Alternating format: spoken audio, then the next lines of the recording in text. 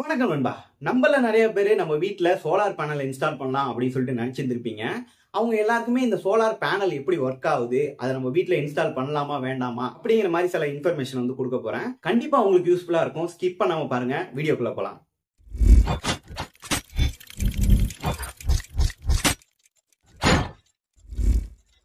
இந்த சோலார் எனர்ஜியை பொறுத்த வரைக்கும் ரெண்டு வகையா பிரிக்கலாம். ஒன்னு பாத்தீங்கன்னா லைட் எனர்ஜி, இன்னொன்னு வந்து பாத்தீங்கன்னா ஹீட் எனர்ஜி அப்படின்னு சொல்லலாம். நமக்கு தெரியும், நம்ம கண்ணால பாக்குறது வந்து பாத்தீங்கன்னா லைட் எனர்ஜி, நம்ம சென்ஸ் பண்றோம் இல்லையா, அதுதான் ஹீட் எனர்ஜி அப்படின்னு சொல்லலாம். நம்ம லைட் எனர்ஜியா பாத்தீங்க அப்படின்னா இந்த சோலார் பேனல் மூலியமா கரண்டா வந்து கன்வெர்ட் பண்றோம்.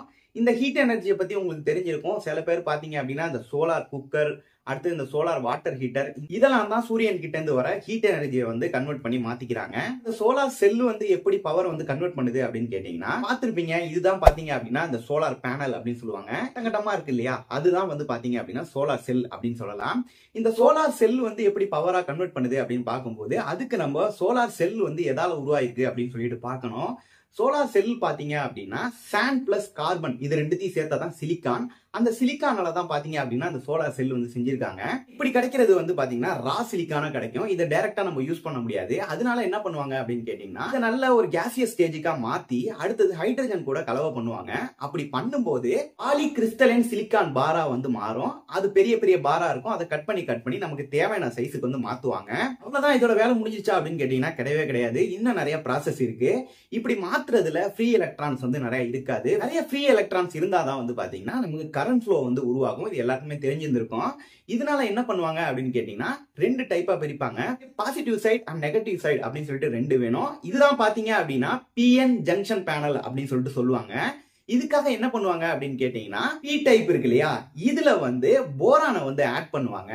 எதுக்காக போரானை ஆட் பண்றாங்க அப்படின்னு கேட்டீங்கன்னா இந்த சிலிக்கான்ல உள்ள எலக்ட்ரான்ஸ் வந்து பாத்தீங்க அப்படின்னா அதோட அவுட்டர் லேயர்ல 4 எலக்ட்ரான்ஸ் இருக்கும். இதனால வந்து இதோட பாண்டிங் வந்து ரொம்பவே ஸ்ட்ராங்கா இருக்கும். அதனால அந்த பாண்டிங் வந்து உடைக்க முடியாது. அவுட்டர் லேயர்ல உள்ள 4 எலக்ட்ரான்ல இருந்து ஒன்னு பிரிஞ்சு போனாதான் நமக்கு வந்து பவர் உருவாகும். இதனாலதான் பாத்தீங்க அப்படின்னா என்ன பண்றாங்க, பாசிட்டிவ் சைடுல போரானை ஆட் பண்றாங்க. இந்த போரானோட அவுட்டர் லேயர்ல பாத்தீங்க அப்படின்னா 3 எலக்ட்ரான்ஸ் தான் இருக்கும். இப்போ இந்த பக்கம் சிலிக்கான்ல உள்ள 4 எலக்ட்ரானோட இந்த போரான்ல உள்ள 3 எலக்ட்ரான் வந்து பாத்தீங்க அப்படின்னா சேரும்போது ஒரு இடம் வந்து நமக்கு கேப் இருக்கும். இதனால ஹோல் வந்து உருவாகும். இதுதான் பாத்தீங்க அப்படின்னா பாசிட்டிவ் சைடு அப்படின்னு சொல்றாங்க. இப்போ இன்னொரு பக்கம் பாத்தீங்க அப்படின்னா இதே சிலிக்கான் கூட பாஸ்பரஸ் வந்து நம்ம சேர்க்கிறோம். அப்படி சேர்க்கும் போது பாஸ்பரஸோட அவுட்டர் லேயர்ல 5 எலக்ட்ரான்ஸ் இருக்கும். இதனால என்ன ஆகும், இந்த பக்கம் உள்ள 4 எலக்ட்ரானும் இந்த பக்கம் உள்ள 5 எலக்ட்ரானும் சேர்ந்துச்சு அப்படின்னா ஒரு எலக்ட்ரான் வந்து நமக்கு மிச்சம் இருக்கும். அப்படி இருக்கும்போது ஒரு ஃப்ரீ எலக்ட்ரான் வந்து இருக்கு. ஒரு ஃப்ரீ எலக்ட்ரான் இருக்கிறதுனால நம்மளால எலக்ட்ரிசிட்டி வந்து ஈஸியா ஜெனரேட் பண்ணிட முடியும். நம்ம ஏற்கனவே சொல்லிட்டோம், ஒரு சைடுல பாத்தீங்க அப்படின்னா கேப் இருக்கு, இன்னொரு சைடுல வந்து எலக்ட்ரான் வந்து சேர்றதுக்கு ரெடியா இருக்கு. இப்போ இது ரெண்டுமே நடக்கும்போது என்ன ஆகும் அப்படின்னு கேட்டீங்கன்னா ரெண்டுமே ஒண்ணுக்கு ஒண்ணு சேர்ந்து அந்த ரெண்டு பக்கத்துக்கு நடுவுல பாத்தீங்க அப்படின்னா ஒரு பேரியர் வந்து உருவாயிடும். இன்னைக்குமே நெகட்டிவ் வந்து பாசிட்டிவ் நோக்கி அட்ராக்ட் ஆகும். அதனால ரெண்டுத்தையும் ஒன்னாகும் போது ஒரு பேரியர் வந்து உருவாயிடும். இதனால எந்த ஒரு ஹோலும் இருக்காது, எந்த ஒரு ஃப்ரீ எலக்ட்ரான்ஸ் இருக்காது, எந்த ஒரு ப்ராசஸ் நடக்காது அப்படின்னு சொல்லணும். இந்த டைம்ல தான் பாத்தீங்க அப்படின்னா நம்மளோட ஹீரோ வந்து அதாவது சூரியன் வந்து லைட் அடிக்கும் போது அந்த இடத்துல ஒரு அன்பேலன்சிங் ஸ்டேஜ் வந்து நடக்கும்.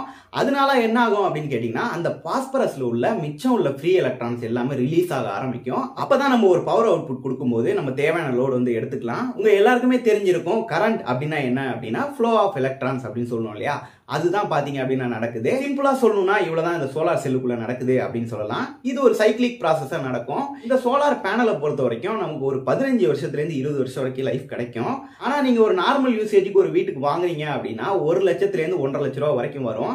இதை நீங்க திரும்ப எடுக்கிறதுக்கு, அதாவது நீங்க இந்த அளவுக்கு பவர் கன்சியூம் பண்றதுக்கு பாத்தீங்க அப்படின்னா குறைஞ்சது ஒரு 6 வருஷம் இல்ல 7 வருஷம் கண்டிப்பா ஆயிடும். இந்த சோலார் பேனலை உங்க வீட்டுல வந்து இன்ஸ்டால் பண்ண போறீங்க அப்படின்னா அதுல 2 டைப் இருக்கு. ஒன்னு வந்து ஆன் கிரிட், இன்னொன்னு வந்து ஆஃப் கிரிட் அப்படின்னு சொல்லுவாங்க. ஆன் கிரிட் அப்படின்னா நீங்க டிஎன்இபியும் யூஸ் பண்ணிக்கலாம், சோலாரையும் யூஸ் பண்ணிக்கலாம். ஏன்னா நைட் நேரத்துல வந்து பாத்தீங்க அப்படின்னா நமக்கு லைட் எனர்ஜி கிடைக்காது இல்லையா, இதனால ரெண்டுத்தையுமே யூஸ் பண்ணுவாங்க. சில பேர் என்ன பண்ணுவாங்க அப்படின்னா ஆஃப் கிரிட் அப்படின்னு சொல்லிட்டு ஆப்ஷன் போயிடுவாங்க. அது என்ன பண்ணுவாங்க அப்படின்னு கேட்டீங்கன்னா அதுல டிஎன்இபிக்கும் நமக்கும் எந்த விதமான கனெக்ஷனும் இருக்காது. நீங்களே வந்து பவர் ப்ரொடியூஸ் பண்ணிப்பீங்க, அதை பேட்டரியில வந்து ஸ்டோரேஜ் பண்ணிப்பீங்க, நைட்ல அதை யூஸ் பண்ணிப்பீங்க. பேட்டரியில ஸ்டோரேஜ் பண்ணி நைட்ல யூஸ் பண்ற அளவுக்கு அந்த அளவுக்கு பேட்டரி ஸ்டோரேஜ் நம்ம கிட்ட இருக்காது அப்படின்னு சொல்லலாம். அதனால நம்ம ஆன் கிரிட் போறதே எவ்வளவு மேல் அப்படிங்கிறது என்னோட சாய்ஸ்.